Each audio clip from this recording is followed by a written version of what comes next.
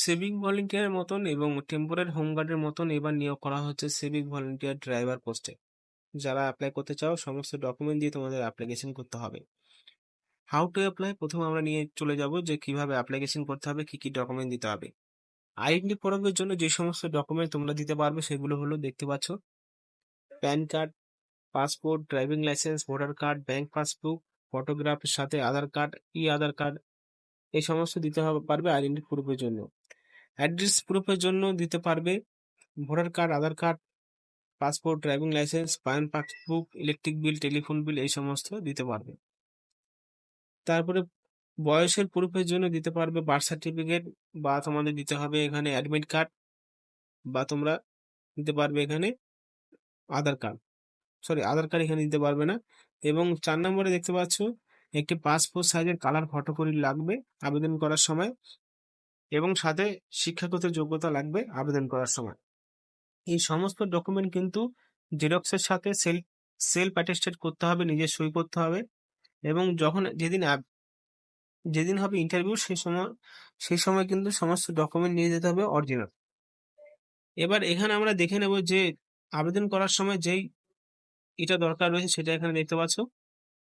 এই রয়েছে তার অর্থাৎ ফর্ম। এই ফর্মটা অ্যাপ্লাই করতে হবে। ফর্মটা অ্যাপ্লাই করার সময় মাথায় রাখতে হবে নামটা শুধুমাত্র ক্যাপিটালে লিখতে হবে। তারপরে জেন্ডার বসিয়ে দিতে হবে, যদি পুরুষ হন তাহলে মেল। ডেট অফ বার্থ আমি যেভাবে বসিয়েছি সেভাবে বসাবেন। বাবার নাম, মায়ের নাম, mobile number, email address, present address যেখানে বসবাস করছেন, এবং পার্মানেন্ট অ্যাড্রেস এখন যেখানে বসবাস করছেন, সমস্ত কিছু এখানে দিয়ে দিতে হবে। যদি একই থাকে একই দেবেন। ক্যাটাগরি সিলেক্ট করে নিতে হবে। রিলিজিয়ন দেবেন, ম্যারিটাল স্ট্যাটাস দেবেন, আইডেন্টিফিকেশন মার্কস যদি হাতে পায়ে কাটা থাকে সেই দাগের নমুনা হিসাবে তোমাদের ইংলিশে লিখতে হবে, বাংলা লিখতে পারো।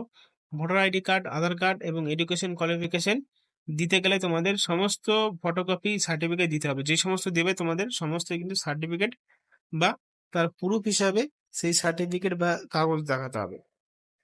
এইভাবে আবেদন করতে হবে।